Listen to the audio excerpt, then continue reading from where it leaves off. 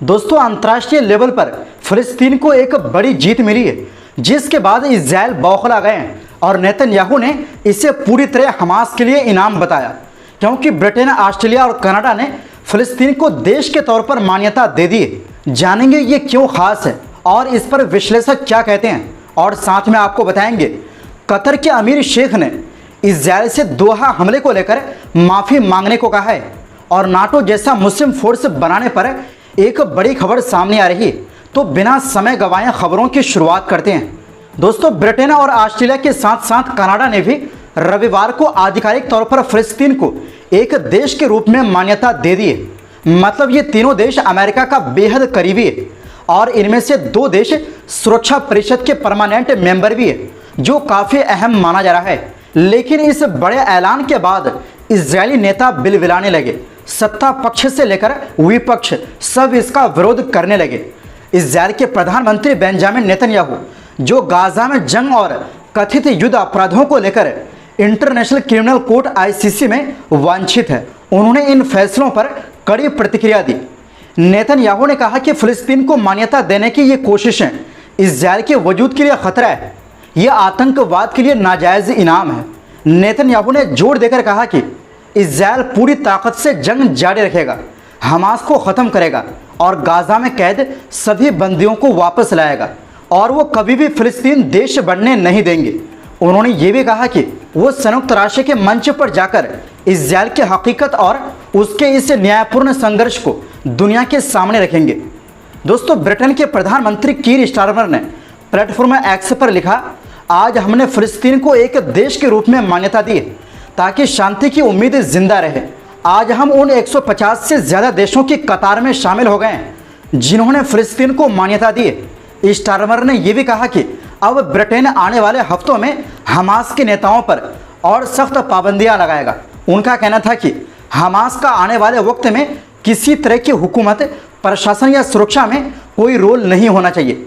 वहीं कनाडा के PM mark Carney का कहना है कि ये कदम मध्य पूर्व में शांति लाने और 2 स्टेट सॉल्यूशन को बचाने के लिए इस समाधान में फिलिस्तीन एक आज़ाद और लोकतांत्रिक देश बनेगा जो इजरायल के साथ शांति से रहेगा। कनाडा ने कहा कि वो फिलिस्तीन को मान्यता देकर शांति की उम्मीद बनाए रखना चाहता है। ये कदम हमास का समर्थन नहीं करता, बल्कि मांग करता है कि हमास बंधकों को छोड़े, हथियार डाले और फिलिस्तीन की सरकार में कोई भूमिका ना ले। वहीं ऑस्ट्रेलियाई PM एंथनी अल्बानीज ने कहा, ऑस्ट्रेलिया फिलिस्तीनी लोगों की आज़ाद देश की इच्छा का सम्मान करता है। ये कदम 2 स्टेट सॉल्यूशन के लिए हमारी पुरानी कोशिश को दिखाता है, जो इजरायल और फिलिस्तीन के लिए शांति लाने का एकमात्र रास्ता है। इस बीच फ्रांस के राष्ट्रपति एमैनुअल मैक्रोन ने भी कहा कि उनकी सरकार फिलिस्तीन को मान्यता देने के लिए तैयार है। उन्होंने कहा, यह शांति की ओर बढ़ने की शुरुआत है। हमें जंग रोकनी होगी, बंदियों को रिहा करना होगा और गाजा में इंसानी मदद पहुंचानी होगी। दोस्तों, अब तक 9 देशों ने औपचारिक तौर पर कहा है कि वो फिलिस्तीन को मान्यता देंगे। इनमें शामिल है Britain, Australia, Canada, France, Belgium, Luxembourg, Malta, Andorra और सैन मारिनो। पुर्तगाल भी आज ये ऐलान करने वाला है या अब तक कर दिया है। दोस्तों, इसका मतलब यह है कि संयुक्त राष्ट्र महासभा की बैठक खत्म होने तक फिलिस्तीन को 193 में से 147 देशों की मान्यता मिल जाएगी। और ख़ास बात यह है कि ब्रिटेन और फ्रांस के इस फैसले के बाद जल्द ही संयुक्त राष्ट्र सुरक्षा परिषद UNSC के 5 स्थायी सदस्यों में से 4 देश फिलिस्तीन के साथ खड़े होंगे, क्योंकि चीन और रूस पहले ही 1988 में फिलिस्तीन को मान्यता दे चुके हैं। दोस्तों, अक्टूबर 2023 से अब तक इजरायल के हमलों में 65,000 से ज़्यादा फिलिस्तीनी मारे जा चुके हैं, 1.5 लाख से ज़्यादा घायल हैं और लाखों लोग बेघर हो गए हैं। वहीं वेस्ट बैंक में भी इजरायली सेना और बसने वालों की हिंसा से 1000 से ज़्यादा लोगों की जान जा चुकी है। विशेषज्ञ कहते हैं कि ये मान्यता सिर्फ कागज़ पर भले छोटी लगे, लेकिन ये इजरायल के लिए बड़ा झटका है, क्योंकि अब तक अमेरिका के नज़दीकी मुल्क इस कदम से बचते रहे थे। पहली बार वाशिंगटन के करीबी देशों ने खुलकर फिलिस्तीन के हक़ में कदम उठाया है। हाँ, ये भी सच है कि जब तक इस मान्यता के साथ असली कदम नहीं उठाए जाते, जैसे इजरायल पर पाबंदियां, हथियारों की सप्लाई रोकना और कूटनीतिक दबाव डालना, तब तक फिलिस्तीनियों की ज़िंदगी में तुरंत कोई बड़ा बदलाव नहीं होगा। ब्रिटेन में फिलिस्तीन के राजदूत हुसाम जोमलोट ने इसे ऐतिहासिक फैसला बताया और कहा कि ये ब्रिटेन की सदी पुरानी गलतियों को सुधारने की शुरुआत है। उनका इशारा बैलफोर डिक्लेरेशन की तरफ था, जिसने फिलिस्तीन की ज़मीन पर इस्राएल को बसाने का रास्ता खोला था। वैसे दुनिया के ज़्यादातर देश पहले ही फिलिस्तीन को मान्यता दे चुके हैं। बस दिक्कत यह है कि अमेरिका सुरक्षा परिषद में वीटो करके फिलिस्तीन को संयुक्त राष्ट्र की पूरी सदस्यता नहीं मिलने देता। फिर भी यह कदम साफ दिखाता है कि इस्राएल पर दबाव बढ़ रहा है। यूरोप में बायकॉट और पाबंदियों की मांग तेज हो रही है। लोग सड़कों पर उतरकर गाजा में जारी कत्लेआम रोकने की आवाज़ बुलंद कर रहे हैं और यही वजह है कि पश्चिमी देशों के नेता इस तरह का कदम उठाया ताकि जनता के गुस्से को भी कंट्रोल किया जा सके। तो दोस्तों, इतना तो तय है कि ये मान्यता फिलिस्तीन के संघर्ष को नई ताकत देती है और इस्राएल की मुश्किलें अब और बढ़ने वाली है। वहीं दूसरी ओर दोस्तों, कतर ने साफ ऐलान किया है कि जब तक इस्राएल दोहा पर किए गए हमले के लिए माफ़ी नहीं मांगता, तब तक वो गाजा में हमास और इस्राएल के बीच चल रही सीज फायर बातचीत में अपना मध्यस्थ का रोल दोबारा शुरू नहीं करेगा। दरअसल 9 सितंबर को इस्राएल ने दोहा पर हमला किया था। उसका निशाना हमास का टॉप लीडरशिप था, लेकिन इस हमले ने कतर और उसके पड़ोसी मुल्कों को बेहद गुस्सा दिला दिया, क्योंकि यह हमला कतर की संप्रभुता पर सीधा हमला माना गया। एक्सियोस की रिपोर्ट के मुताबिक कतर के अमीर शेख तमीम बिन हमद अल थानी ने ये माफ़ी की मांग मंगलवार को दोहा में अमेरिका के विदेश मंत्री मार्को रूबियो से मुलाकात में रखी।